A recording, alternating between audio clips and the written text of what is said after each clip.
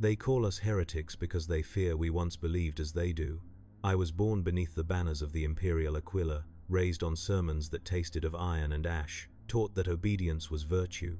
But faith is a brittle thing when hunger gnaws through the soul, and the golden light of the emperor never reaches the lower habs. Down where the recycled air tastes of rust and the Arbites patrol with shock mauls drawn, people do not pray for salvation, they pray for escape. And something answered, not in words, not in visions, but in a pulse beneath the skin, a whisper in blood, a warmth that felt like purpose wrapped in shadow. I traded loyalty for feeling, and feeling for power. Now the Imperium hunts me not because I am dangerous, but because they know I was once theirs. And what belongs to the Imperium is never permitted to leave. If you hear these words and do not turn away, then stay.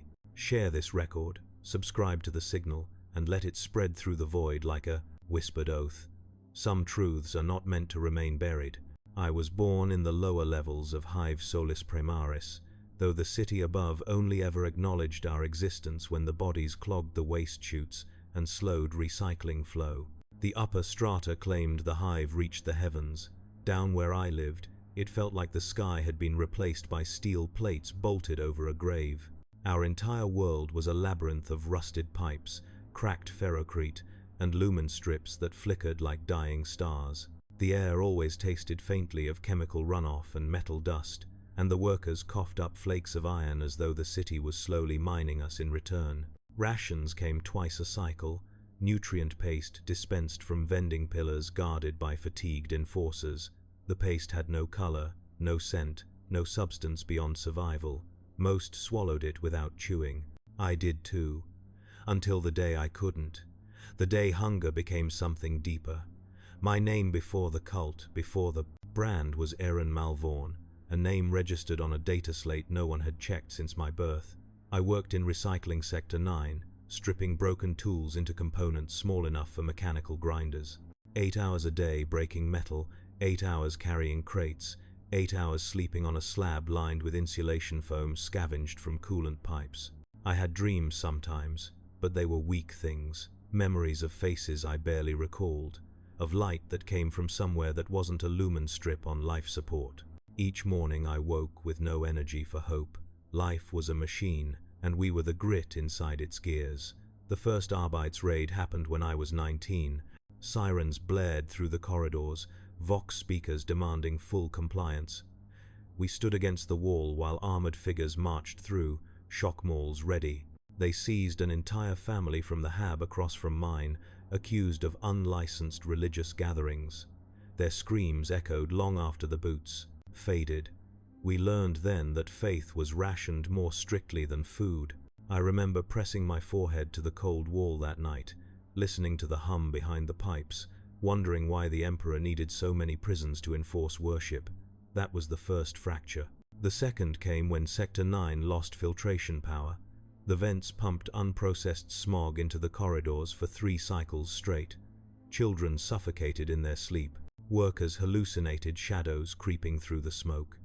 A few of us tried pounding on upper-level transit hatches, begging for medical units or oxygen masks. No one answered. Eventually, someone rigged a fan array using scavenged servo motors and broken turbine blades, and we survived. Not because the Imperium saved us, but because we saved ourselves. That was when the whispers began. Not voices in my head, not yet.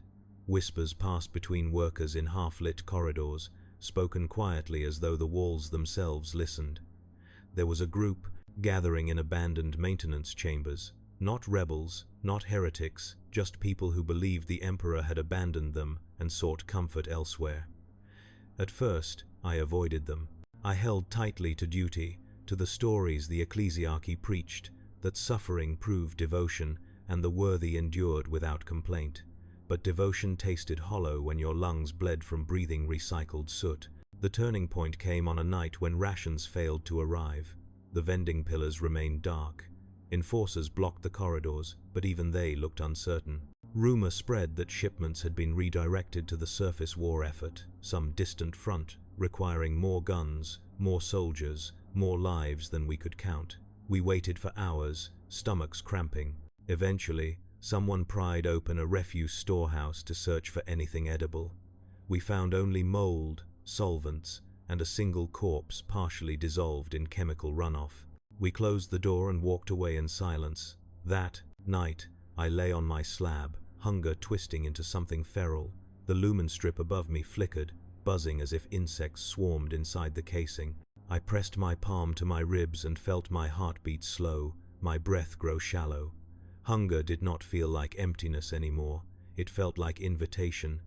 I heard nothing with my ears, yet I felt something shift inside my chest, like a thread tugging beneath the skin. Not an external voice, not a command, a suggestion. You are unseen, but not forgotten. The words came not as language, but as sensation, warm, comforting. I sat upright, beads of sweat forming despite the cold. The sensation faded. I told myself it was hallucination from starvation. That explanation held until the next cycle, when I encountered a woman standing alone in a collapsed maintenance junction. She wore mining fatigues like the rest of us, but her eyes burned with intensity I hadn't seen outside propaganda-picked feeds. She looked at me as though she already knew my creation thoughts. "You feel it too," she said softly.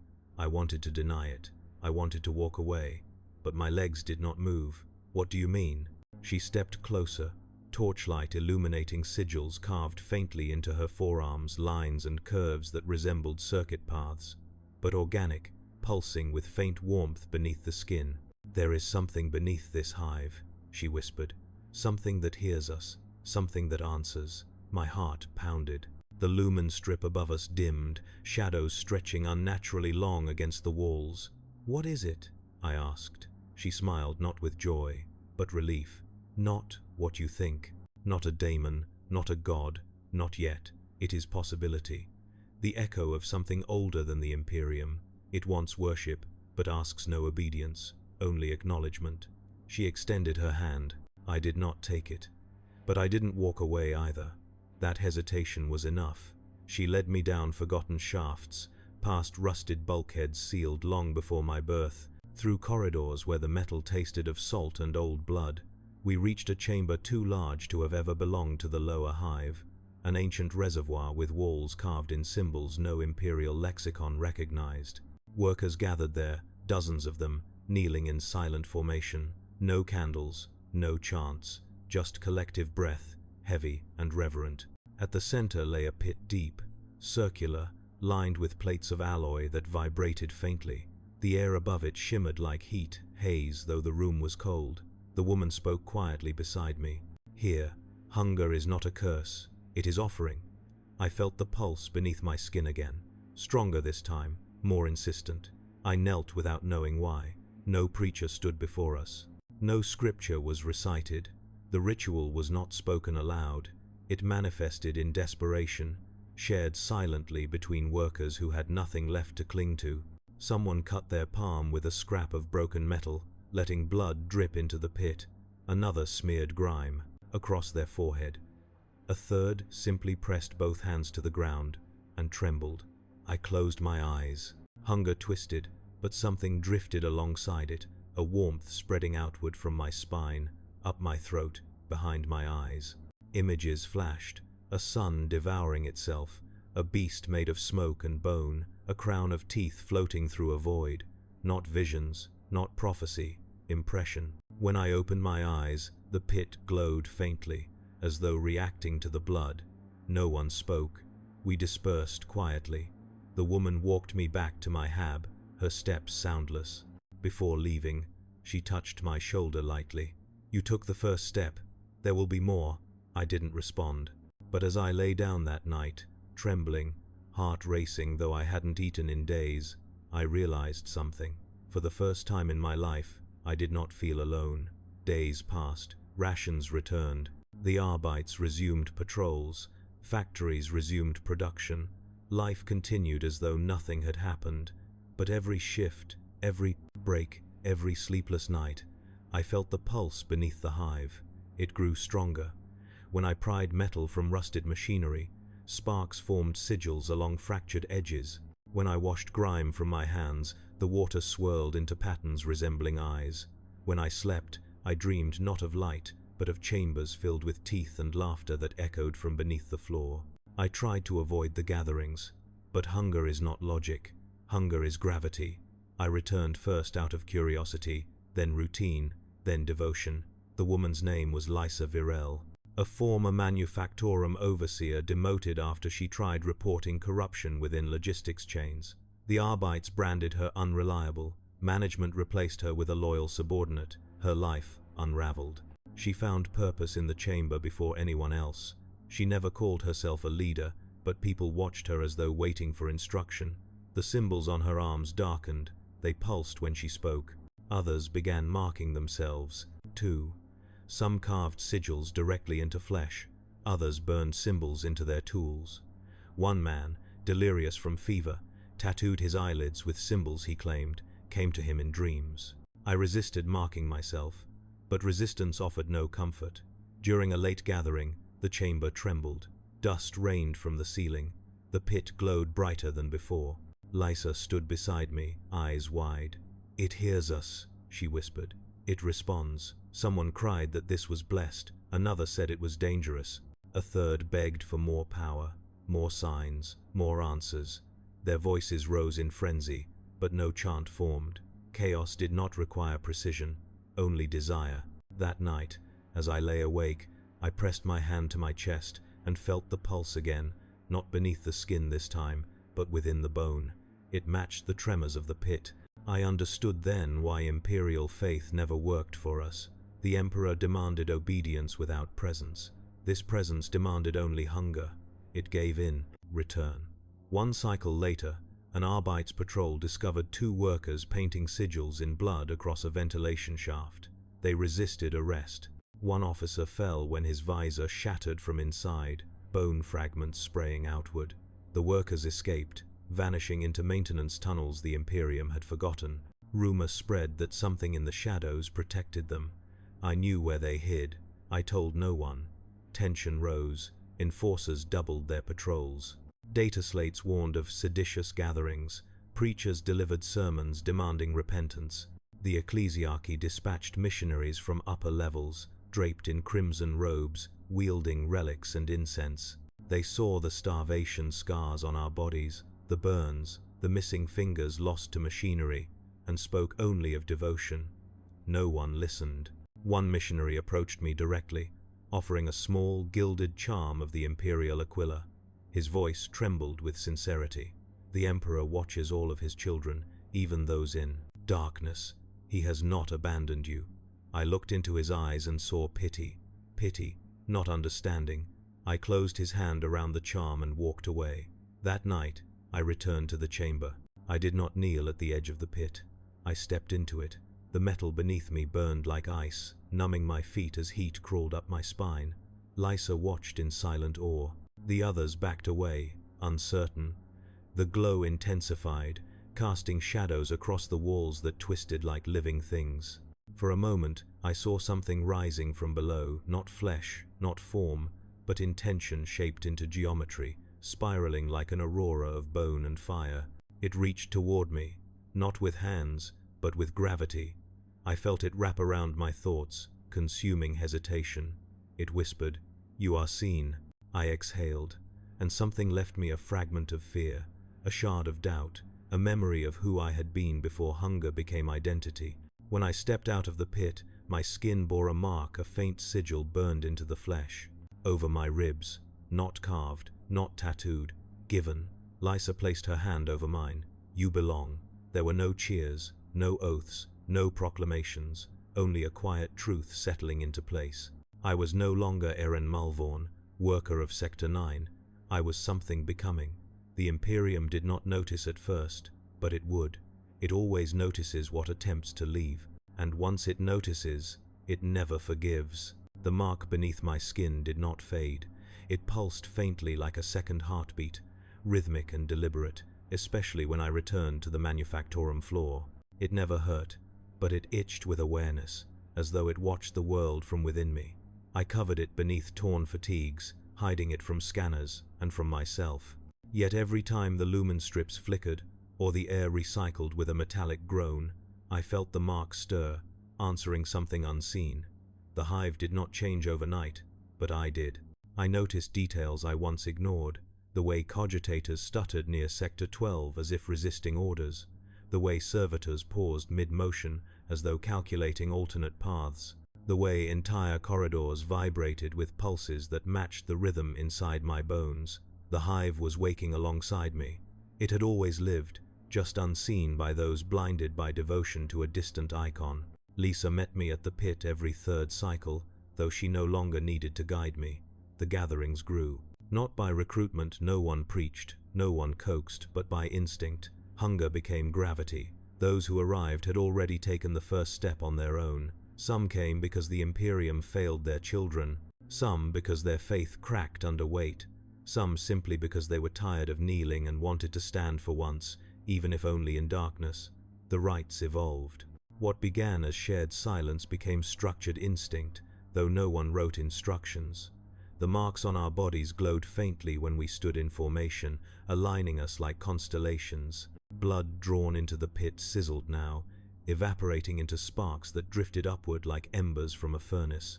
No voices spoke aloud, yet meaning carried itself through us like breath. One night, a worker named Selor collapsed mid-ritual. His back arched, eyes rolled white, and he convulsed as though his very veins rebelled. We pinned him gently, afraid he would break himself against the stone. The mark on his throat pulsed rapidly, veins around it darkening like ink spreading beneath skin. When the seizure subsided, Selor gasped, hands trembling, tears streaking through grime on his face. "I saw something in the pit," he whispered. "It's not empty, it's waiting." Someone asked him what he saw. He shook his head. Shapes that don't hold shape. Hunger that thinks. Not daemon, not god. Potential. Lysa knelt beside him, brushing hair from his forehead. Not all visions are gifts. Some are warnings. Selor did not return the next cycle. We later found pieces of him in the ventilation recycling units. Whether he jumped or was taken remained unspoken. Death did not stop others from coming. Power demands sacrifice. Even we understood that now. Soon, marks manifested faster. Some people received them without entering the pit at all. A man woke screaming after a dream, finding glyphs carved into his ribs without any blade nearby. A woman claimed the sigils moved beneath her flesh, like worms. A child arrived with symbols burned across her palms, though no one admitted bringing her. The cult no longer sought adherents. It was born of the hive's wounds. It spread because suffering demanded language. I was no leader. At least, I tried not to be. But people watched me with a reverence I did not ask for. When I entered a chamber, whispers softened. When disputes arose, they turned to me before Lysa. The pulse in my chest intensified around them, as though something used me as conduit. That frightened me more than anything the Imperium could enforce.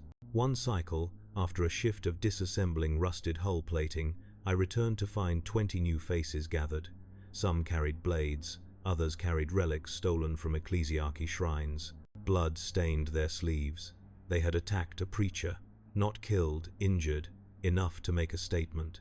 When they saw me approach, they bowed, not deeply, not ceremonially, but with a silent acknowledgement of authority. I clutched. The railing of the chamber's entry, nausea rising. "Do not bow to me." A young man stepped forward, his eyes hollow from hunger. "You showed us the path." "No," I said, voice cracking. "The path existed before me, but you walked it first," he murmured. Lysa raised a hand, silencing them. She approached slowly, gaze sharp.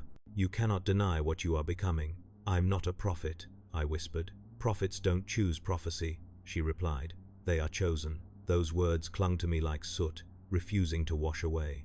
The cult changed further when dreams turned from abstract impressions to coherent messages. Some nights I saw corridors of bone, not metal. Other nights I drifted through voids filled with eyes but no faces. Once, I dreamt of a creature stitched from hunger itself, maw wide enough to swallow continents, whispering through teeth carved like sacrificial blades. It did not speak name or offer bargain. It simply watched. When I woke, my fingertips were bloody from scratching sigils into the wall. The next shift, the Arbites descended. Armored transports sealed off entire sectors, shock teams sweeping corridors with precision. Loudspeakers screamed demands for compliance. Anyone without proper ident tags was beaten, scanned, or dragged away. The populace scattered like rats beneath floodlights. We would have fled as well, but the pit was sealed behind bulkheads the Imperium had forgotten existed. We hid below their gaze, close enough to hear boots clatter overhead. At the center of the chamber, someone placed relics stolen from shrines, tattered banners bearing the Imperial Aquila, purity seals, broken icons. One cultist spat on them, another wept. Faith that had once guided them had become a wound. A scream echoed from above, distant but real. Someone near me smiled. That was when I felt the shift, not external, but internal. The mark in my chest pulsed sharply, not with hunger, but command. Suddenly, everyone looked to me, waiting. Lysa leaned close, voice low. "What does it want?" I didn't answer. I didn't know. But the pulse intensified, matching footsteps above. I sensed positions of patrols, their routes, their weaknesses. Not through sight, through blood. I moved without speaking, leading a group into maintenance shafts, guiding them to a supply cache behind sealed grates. Someone pried it open. Inside lay discarded breaching hammers, shock batons, and protective masks from a forgotten uprising. We armed ourselves. I did not order violence. But when the Arbites returned to our level, half the cult surged forward, blades flashing in the dark. They struck from vents, from tunnels, from ceilings, tearing armored officers down before the guns could fire. Blood sprayed across rusted panels, steaming where it hit hot pipework. Screams echoed through corridors that had grown too used to silence. I fought too. My hands moved with speed they never possessed before. I dodged, swings not by reflex, but because I saw them before they began. My blade tore through armor joints as though guided by instinct deeper than muscle memory. When the last officer fell, his visor shattered. I stood over him panting, chest heaving, pulse and mark aligned as one. He stared up at me through broken optics, blood pooling beneath his head. "Why?" he croaked. I opened my mouth to answer, but no words came. What truth could I give him? That freedom tasted sweeter than obedience, that hunger mattered more than loyalty, that faith only holds value when it answers back? He died before I chose. After the fight, the cult returned to the chamber. Some cheered, others trembled. Blood dripped from the ceiling, pattering into the pit. The glow intensified. The pulse in my chest roared, loud enough to drown thought. Lysa approached me, her expression conflicted. "This power consumes. We must shape it, or be shaped by it. You speak like we have choice. We always have. Choice." Her voice softened. "That is the only difference between the Imperium and what we follow now." I wanted to believe her, but as I looked down at my blood-covered hands, as I felt the mark expand beneath the skin like roots spreading, I realized choice had already begun to dissolve. In the cycles that followed, the cult grew bolder. Not across the hive within it. We infiltrated ration lines, machine tunnels, hab chambers. We whispered into ears that already listened. We left symbols etched above broken lumen strips, drawn in rust or blood. Those who recognized them joined us. Those who feared them reported us. Those who reported us vanished. Rumors spread across the hive of shadows, moving independently of bodies, of blood that did not dry, of voices echoing from vents at night. Children spoke of friends who disappeared into walls, only to return days later, with eyes too large, pupils too wide, whispering truths that made no sense to the sane. The Imperium noticed only when production quotas fell. They always notice when output drops. A representative of the Adeptus Ministorum descended to deliver sermons personally.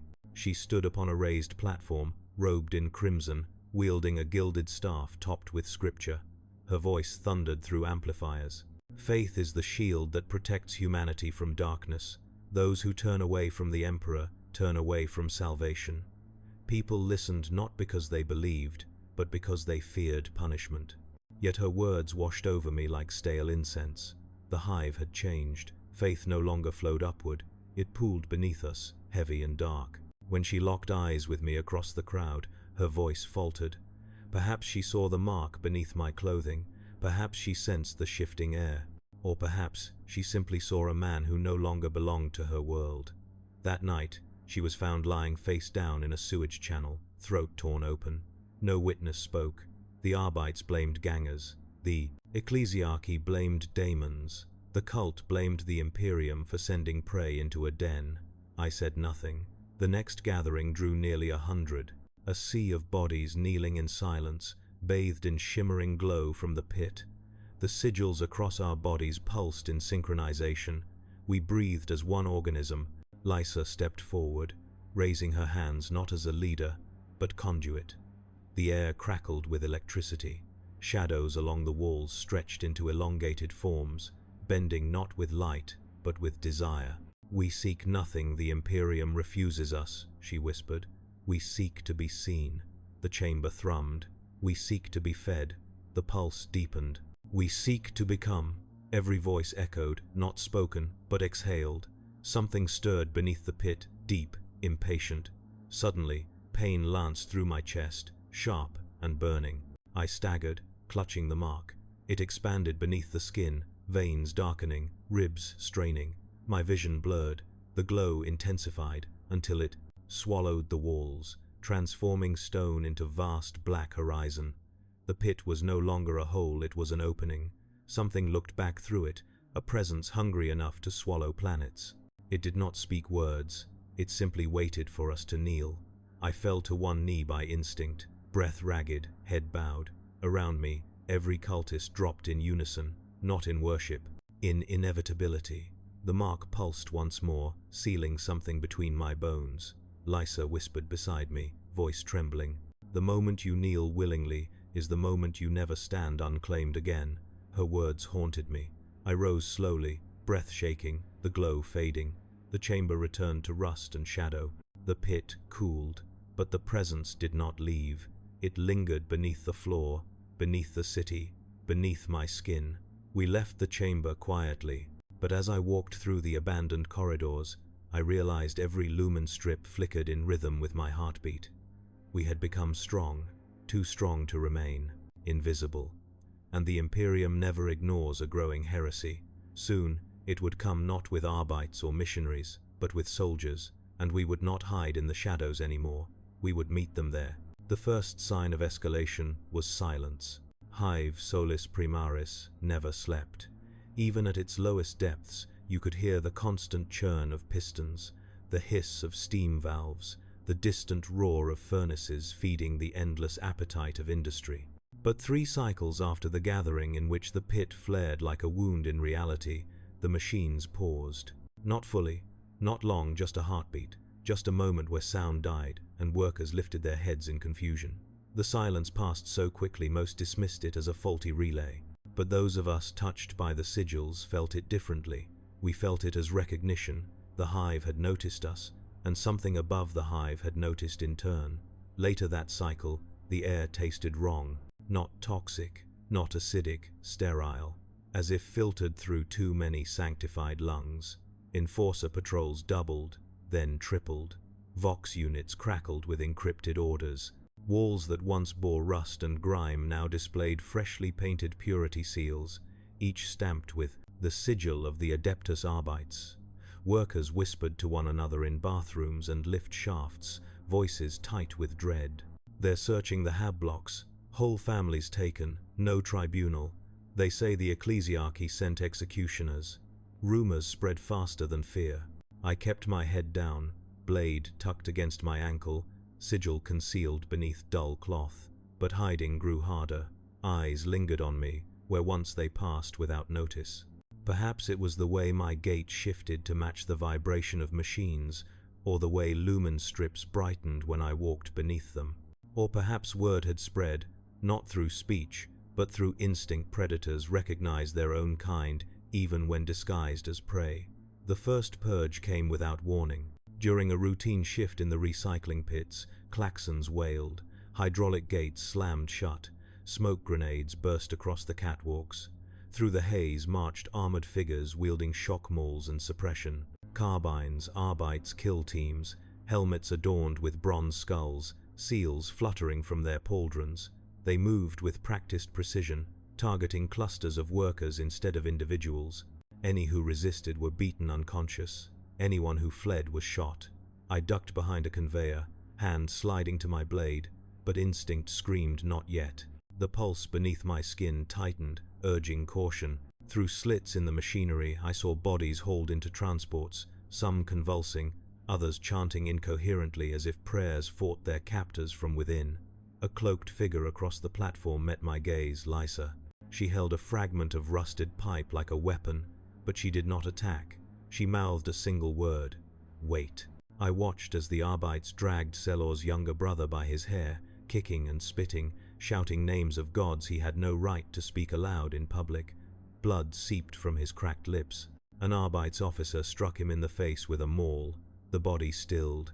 My vision blurred with rage, but I did not move. Timing mattered. Chaos was not born from impulse, it grew through inevitability. When the Arbites finally withdrew, leaving bruised silence behind, we gathered around the bodies.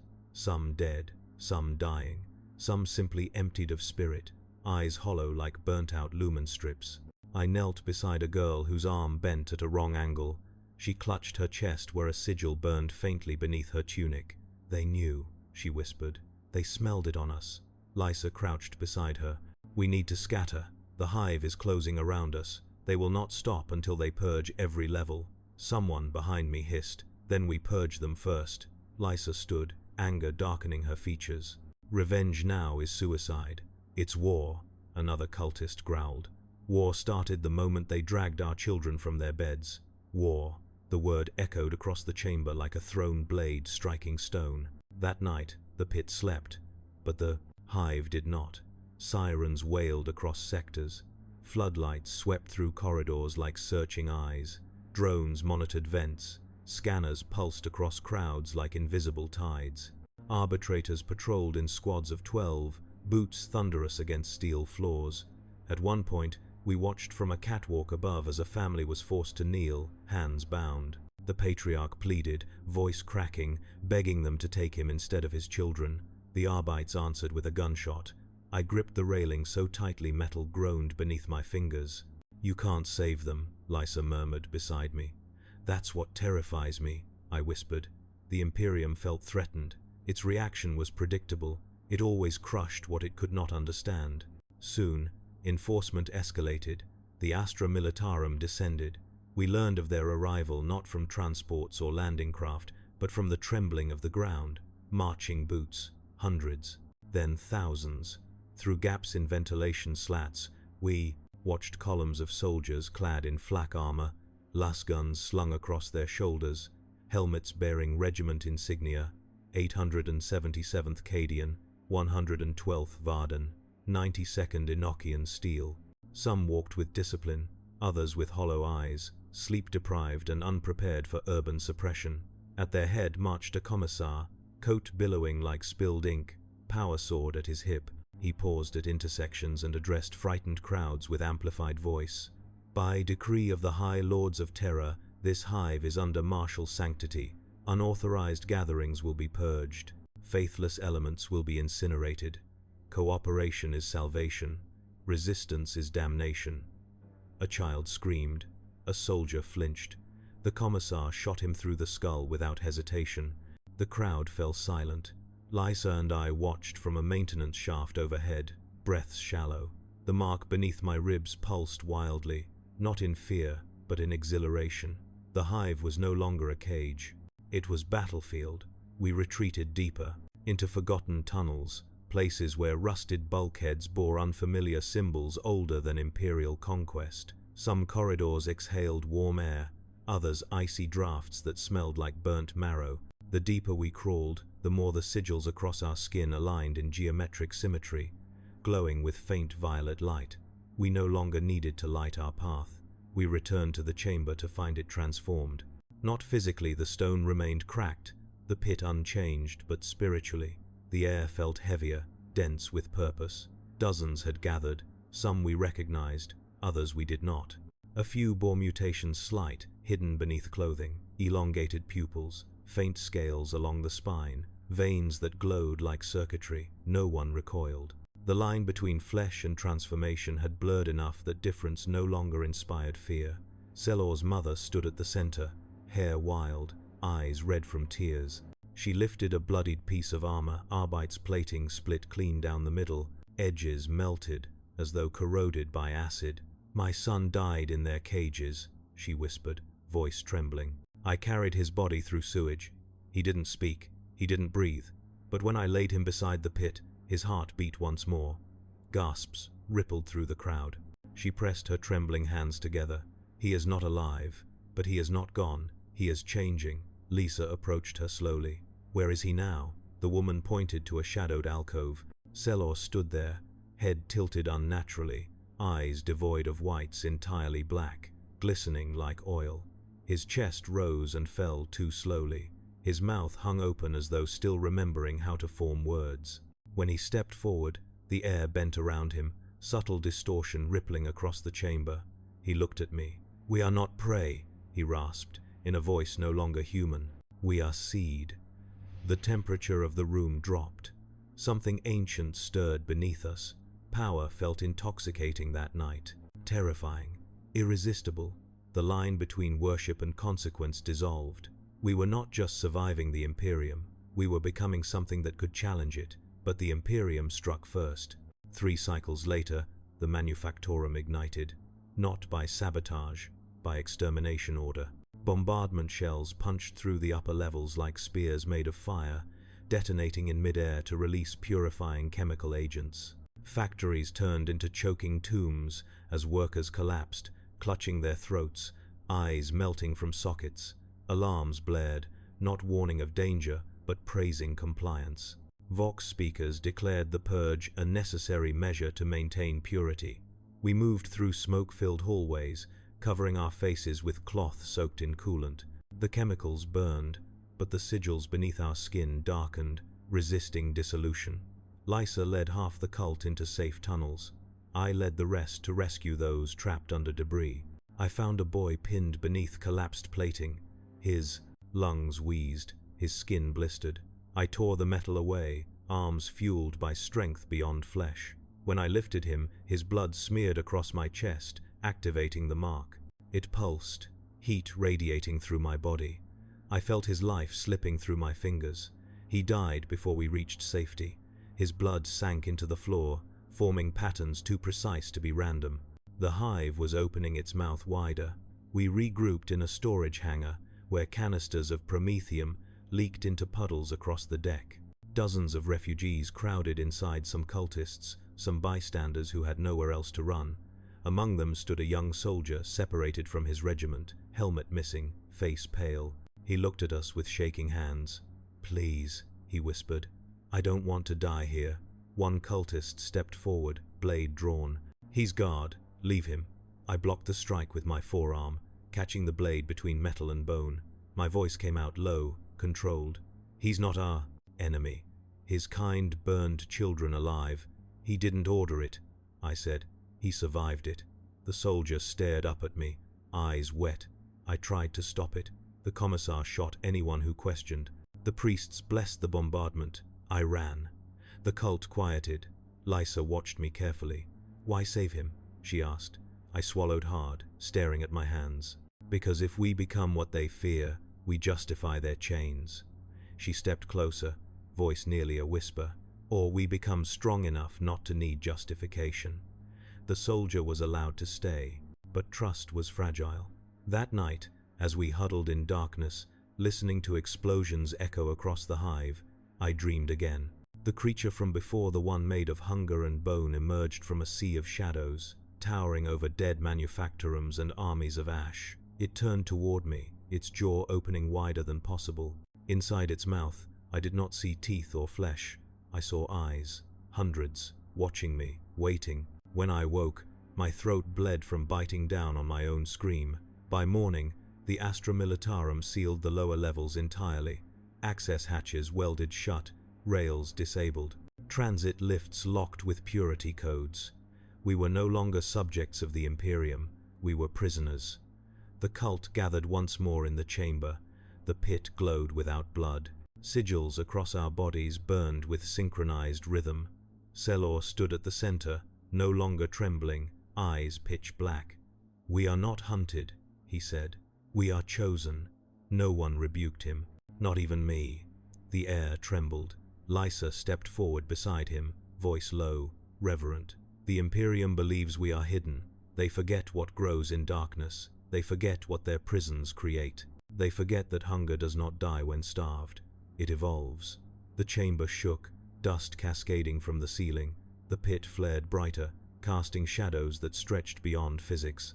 I felt power rising, not from the chamber, but from us. The Imperium had not come to destroy us. Its oppression had become the spark we needed to ignite. The hive above screamed with gunfire, the thunder of boots, the roar of flamers cleansing hab blocks. The war had begun, not by decree, by inevitability. I stood with the cult, heartbeats synchronized with theirs, mark burning like molten iron beneath my ribs. We had become the thing the Imperium feared most. Not heretics, not rebels, children it abandoned and children who learned to survive without a father. Soon, we would stop hiding. Soon, the hive would learn hunger does not beg, it devours, and the Imperium would finally see us. Whether it recognized what we became, or whether it mistook us for monsters no longer mattered.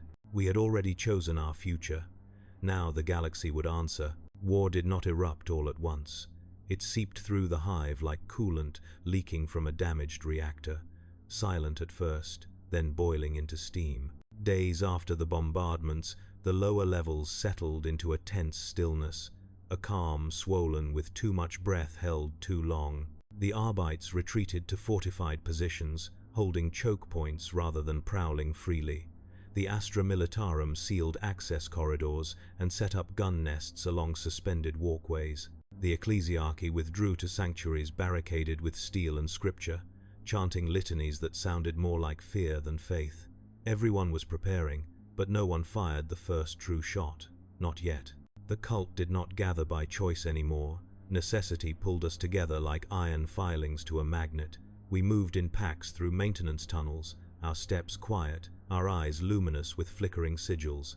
Some of us could see in near total darkness. Others could smell the presence of armored patrols before they arrived. Few began hearing murmured warnings through static that echoed in metal walls. The hive itself whispered routes to avoid detection. It opened ventilation shafts when we fled and sealed bulkheads behind us to slow pursuit. The city was no longer architecture, it was an organism waking from forced slumber.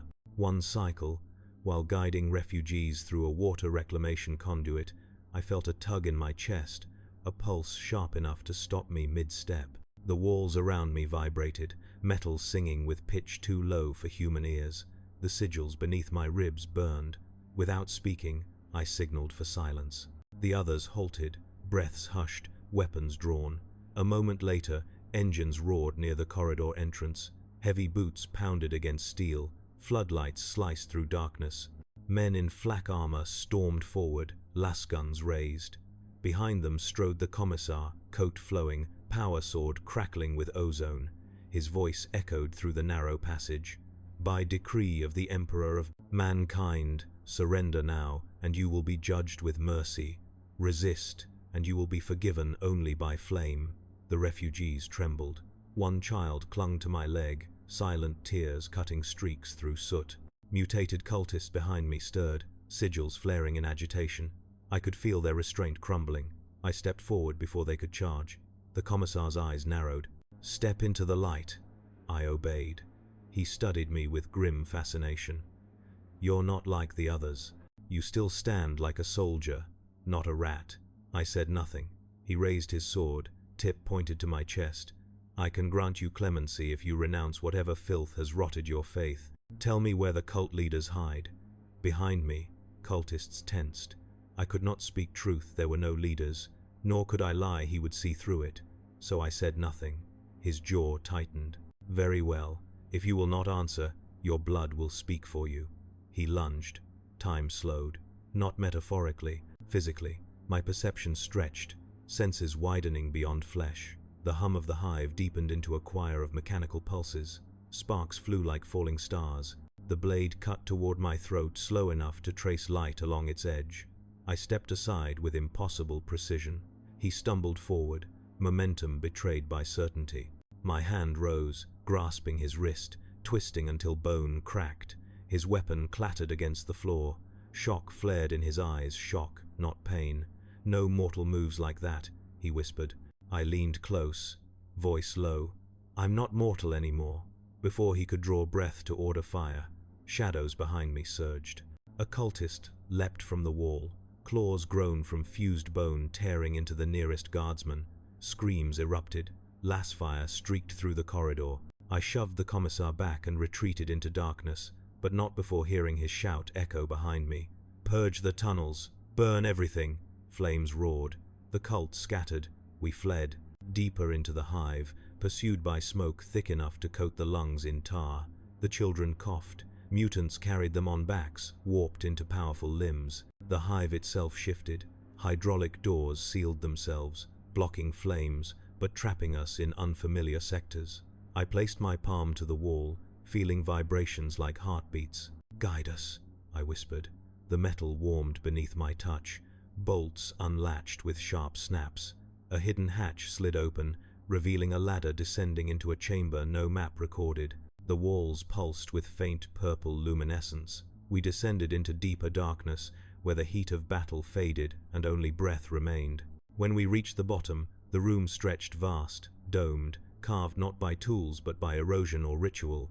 Chains hung from the ceiling like veins. Pools of black liquid reflected sigils painted across the stone, sigils matching those burned into our bodies. Lysa emerged from shadows, robes torn, blood dried along her jaw. Her eyes gleamed with an intensity I had never seen. "You felt its call too," she said. I scanned the chamber. The air vibrated with presence. My vision warped at the edges. Shapes shifted like bodies seen underwater. The refugees huddled together. The warped cultists knelt in reverence. The soldier we saved stood apart, trembling. "What is this place?" he asked. Lysa's gaze softened, not with compassion, but with revelation. An artery, a nexus. The hive wasn't built here, it was built on top of something older. Before I could ask what older meant, the walls pulsed. Not visually, physically. A wave passed through stone, like blood surging through flesh. The pools in the floor rippled. The liquid began to rise, forming strands that twisted upward like tendrils of molten glass. They did not reach toward us, they reached toward me. "No," I whispered, stepping back. Lisa caught my wrist, grip firm. "Do not fear what you are part of. What we are part of," I corrected. She shook her head. "Some of us were tools, some were vessels. You are neither." The tendrils coiled around my legs, not restraining, but tasting. Warmth surged through me, spreading through veins, crawling beneath skin. My mark ignited like a brand pressed against bone. Visions slammed into my mind, not of the hive, not of the Imperium, but of somewhere beyond comprehension. I saw an ocean of flesh and shadow stretching across a scorched world. I saw a figure stitched from broken prayers, crowned by skeletal wings, devouring suns. I saw mortals kneeling not in fear but rapture, offering themselves willingly. I saw myself standing among them, eyes hollow, limbs elongated, voice not my own. Then I saw nothing. The chamber sharpened back into focus. The tendrils withdrew. My pulse slowed. But something inside me did not return. Something stayed behind. Lysa released me, stepping back. Awe and terror mixed in her voice. "You crossed further than any of us." "I didn't move," I whispered. "You don't have to." Others watched me with reverence, now not because of what I had done, but because of what I might become.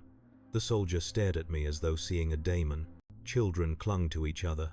Selor approached, body twitching with unnatural energy. "You saw what waits," he rasped. "It showed you purpose." I shook my head slowly, though the denial felt weak. "It showed me consumption." Selor tilted his head, vertebrae cracking like splintering glass. "Consumption is purpose." Lysa did not contradict him. The chamber trembled again, this time from above. Explosions rocked the upper levels, dust raining through cracks in the ceiling. The Imperium had begun its cleansing. We could not stay hidden forever. "We need to move," I said, forcing my voice steady. Lisa nodded. "We have roots deeper. They lead to an old reactor spine. From there, we can strike upward. Strike upward, not escape. Attack." The cult murmured in agreement, hunger rippling through the group like shared breath. But the soldier stepped forward, fists trembling. "You think you can fight the Imperium? You're already dead." Lysa turned to him calmly. "We don't fight to win, we fight to change." He shook his head. "This isn't change, it's corruption." Silence settled. Then Salor smiled a ghastly, skin-stretched grin. "Everything corrupts. Only the strong choose what to become." The soldier drew a knife, perhaps out of fear, perhaps out of conviction. I moved before he could blink, seizing his wrist gently but firmly. Our eyes met his, filled with desperate humanity, mine reflecting something neither of us understood. "I saved you once," I said quietly. "Don't make me kill you." His breath shook. The knife clattered to the floor. He sank to his knees, sobbing not from weakness, but from the crushing realization that the world no longer matched anything he believed. The cult moved onward, leaving the chamber behind. The walls sealed behind us, hiding whatever force slumbered beneath. The tunnels narrowed, then widened into catwalks, suspended over chasms lit by molten slag. Bridges cracked under artillery impact. Corpses hung from railings like discarded offerings. We passed through abandoned train lines where rusted cargo cars lay overturned. The air shimmered with warp residue. Whispers slithered through static. Shadows crawled along walls, shifting against physics. At one point, a cultist collapsed mid-step, veins bulging, bones contorting. His screams twisted into laughter before his body dissolved into ash. The others whispered prayers not for his soul, but for whatever had taken it. We did not stop. Hours later, we reached the reactor spine, an ancient ring-shaped facility built before Imperial arrival. Its walls curved like ribs, conduits twisting like intestines. A massive central conduit pulsed with sickly glow, feeding power to the upper hive. It hummed, not with electricity, but life. Salor placed his hands on the conduit, eyes rolling back. "It wants release. It wants feast," someone murmured. Lysa looked to me. "We can sever the hive from itself, use the power to ascend." Ascend. The word tasted like poison. "What happens to the civilians above?" I asked. "They chose their chains," Lysa replied. "And what of those who didn't choose anything?" My voice rose, anger sharpening. "What of the ones like me, who never asked for this?" She stepped closer, voice softening. "You didn't ask, yet you were chosen. Do you regret what you've become?" I hesitated. That hesitation was answer enough. "We can still choose," I said. "Even now," Salor hissed, voice layered with distortion. "Choice is illusion. Only hunger is true." The air crackled. The sigils across our bodies flared. The conduit brightened, responding to presence. Lysa watched me. The cult watched me. The hive listened.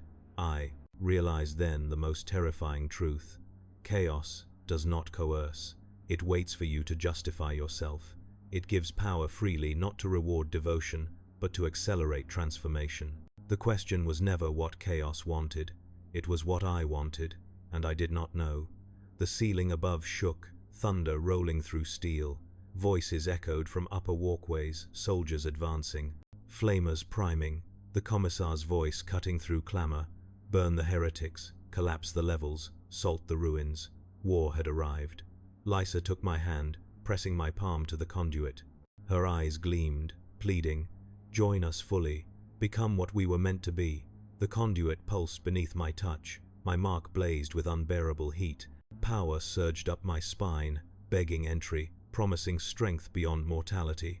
I could sever the hive's chain. I could become more. I could stop resisting. My breath trembled. I removed my hand. Lysa's face fell sorrow, disappointment, fury mixing in fractures. "You still cling to humanity," she whispered. "Maybe," I said, "maybe humanity is the only thing that keeps power from turning us into monsters." Salor snarled. "We are already monsters. We are simply honest about it." He lunged not to kill, but to force my hand against the conduit. I twisted away, sending him crashing into the metal. The sigils in the reactor eyes blazed with awakening hunger. The soldiers burst into the chamber above us. Las fire rained like burning hail. We scattered. The cult charged upward to meet them, teeth bared, blades raised. Salor surged ahead, inhuman limbs tearing through steel supports. The soldier drew a stolen lasgun and fired into the melee. torn between loyalty and survival. Children hid beneath shattered pipes. Flames spilled from ruptured promethium tanks. The reactor spine trembled. The hive groaned. And beneath the noise, a whisper slithered through the noosphere, not from below, but from inside my mind. You cannot deny us. Forever. I clenched my fists. I know. And then I ran into the fire, not to join chaos, not to submit, to stop it from claiming everything. I still refused to surrender. The gods do not love, they consume. The only question left was whether I would become food or fire, and the hive burned around me as I chose neither, only action. Fire spread across the lower hive like veins of molten copper, consuming walkways, manufactorum ruins, and shattered shrines. The reactor spine screamed as metal warped under thermal strain, its conduits glowing bright enough to silhouette corpses frozen in prayer. Soldiers clashed with cultists along collapsed rails and suspended platforms, lasfire turning shadows into strobe-lit ghosts. Blades cracked against armor, bones snapped against stone. The air reeked of burnt flesh and incense, as if worship and war had finally become the same act. I moved through the chaos with purpose, not to join either side, but to prevent the hive from devouring itself. The mark beneath my ribs pulsed like a heart too large for bone to contain, feeding strength into my limbs, sharpening senses beyond mortal thresholds. Each strike came with unnatural precision. Each dodge felt predestined, yet every movement deepened the whispering presence inside me, urging surrender. You do not need to fight alone. That was the seduction, not power, but belonging. Lisa and Selor stood atop a fractured platform suspended over the core chamber. She wielded a salvaged chain blade, moving with grace that made lesser warriors seem mechanical. Selor had mutated further, his limbs elongated, joints bending backward, mouth split into jagged mandibles. He tore through guardsmen like parchment, movements fluid and silent. The soldiers fought bravely, but trained discipline faltered against hunger shaped into flesh. They died believing they served a righteous cause. Their blood stained the same steel that once bore imperial scripture. The soldier we saved earlier ducked behind a fallen support beam, firing bursts from a commandeered lasgun. Not into cultists, not into guardsmen, but into anyone threatening civilians trapped between forces. He fought like a man trying to save a world that had already declared itself dead. I joined him, cutting down a mutated cultist who lunged toward a child. The cultist's blood sprayed across my armor, sizzling where it touched exposed skin. The soldier looked up at me, face streaked with grime and disbelief. "You're actually helping them?" "I'm helping anyone who still remembers they're human." He laughed once short, desperate. "That makes one of us." A tremor shook the platform beneath us. The reactor groaned like a beast in pain. Above, the commissar strode through smoke, coat torn, sword stained with ichor. Flames reflected across his visor like twin suns. He surveyed the battlefield with unwavering conviction before pointing his blade toward Lysa. "You are the root," he shouted. "Your corruption ends here." Lysa smiled coldly. "Faith without witness breeds delusion. You see heresy because you fear alternative truth. There is no alternative to the Emperor. There is always alternative," she whispered. Selor launched himself at the commissar, limbs cracking against stone. The commissar swung his sword in a wide arc, power field hissing as it sliced clean through Selor's mutated arm. Selor shrieked not in pain, but in ecstasy, flesh bubbling, bone regrowing in seconds. He lunged again. Lysa turned toward the conduit, hands raised. The sigils on her arms flared as she pressed her palms to the reactor casing. The entire hive shuddered. Sparks erupted in fountains of violet light.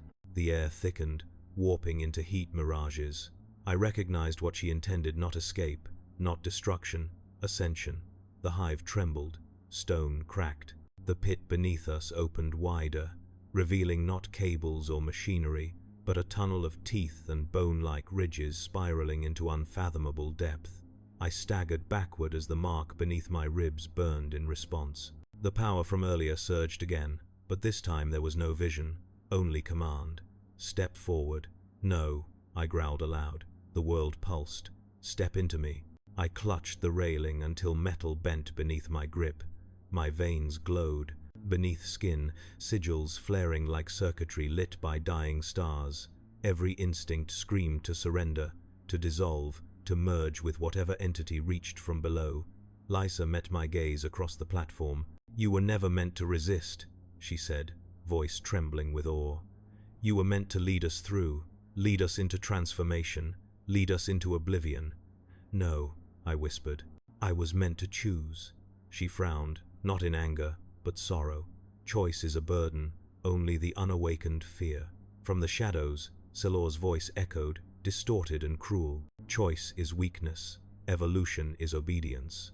The pit widened further, stone peeling away like flesh. Refugees screamed. Soldiers tried to flee, but pathways crumbled beneath them. The hive was collapsing not from damage but from rebirth. I ran toward Lysa. She extended her arms, embracing the pull, smiling with rapture. Before I reached her, the soldier tackled me sideways, slamming both of us against a railing that shuddered under seismic strain. "You can't stop this alone," he shouted over the roar. "I have to," I snarled. "You'll die." "Then at least I die mine." He released me with a nod, not of loyalty, but respect earned through shared suffering. I rose, sprinting across a collapsing walkway toward Lysa. She saw me coming, stepped away from the conduit, raising her blade. Not to kill me, to stop me from stopping her. We clashed near the edge of the pit, blades sparking. Each strike was intimate, two paths diverging, destiny fighting itself. Her movements were fluid, precise, strengthened by power she welcomed fully. Mine were jagged, fueled by desperation. When our blades locked, she leaned forward, foreheads nearly touching. "Why fear what loves you?" she whispered. "It doesn't love," I hissed. "It consumes." She smiled softly. "Consumption is simply devotion without boundaries." She pushed, sending me skidding backward across scorched metal. The Adjunithus platform cracked beneath my boots. The pit below pulsed with hunger. Lysa stepped closer, raising her blade for a final strike. The soldier fired. The lasbolt struck her shoulder, spinning her sideways. She turned, eyes wide, betrayal etched across her features. Before she could recover, I lunged, knocking her weapon from her hand. It clattered into the abyss. We stood, panting, inches apart. She looked at me with a mixture of grief and rage. "You could have been our saint," she whispered. "No one should be saint to hunger." Her expression hardened into resolve. She threw herself backward deliberately into the pit. I reached out too late. Her body fell, swallowed by impossible depths. The pit pulsed once, shuddering with pleasure or pain. Maybe both.